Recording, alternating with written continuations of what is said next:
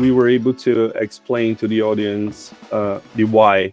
Now let's move forward to answering what are the most important obligations that firms should be preparing for right now, and where are these organizations most likely to misunderstand their responsibilities. I would like some input from Daniel and Con here, if possible.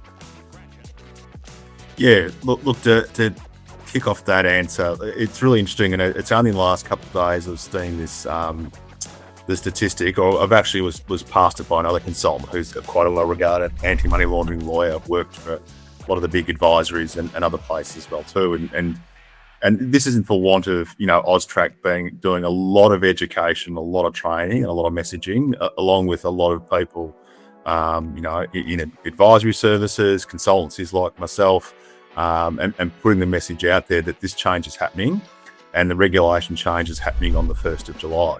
And one of the most simplest things is, and the easiest wins that businesses can do, is simply to register with AUSTRAC. And credit where credit's due, and AUSTRAC do get a lot of flack, and I really like the conversation we're having before around the global context of this issue. This isn't, and there's a lot of pushback from business saying, why am I having to do this? There's a lot of cynicism around, it's just a money grab, or it's the government overreach and, too much regulation. That is definitely not the case. It's a global expectation, and the easiest and simplest win that you can have is to register. And it's quite concerning when I heard a figure the other day that it's 11,000 businesses so far that have registered, of those that are required or expected to. But the total amount of what's expected to is somewhere in the vicinity of between 80 to 100,000.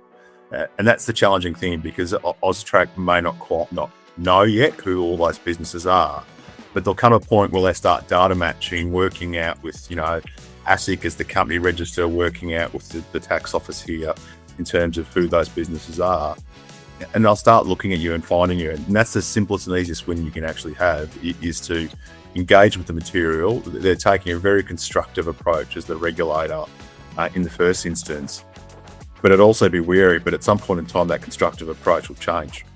And it'll shift to an approach of where they're going to start, enforcing compliance, and penalties will be delivered because, at some point in time, all the messaging they're done will not reach everyone, but taking out a few positive actions in terms of, issuing fines, which can be on the spot, will be where they start. And the next approach you need to have is you absolutely need to have a risk-based approach. And if there's one thing that I say that, that you need to really understand what a risk-based approach actually means, and understanding what your true risk actually is. And that's absolutely critical, that people do get that, and not being so naive. I don't like to use the word naive, because, some of these people have never been exposed to this in the past, that what their risk actually is. But it's what we talked about before, that criminals will look for different ways to exploit systems. They're not going to walk through your door wearing a sign or a hat that says they're a criminal. So that's the sort of stuff you've got to be alert to, is understand what your risk really is. And then it's a lot of it just follow the bouncing ball.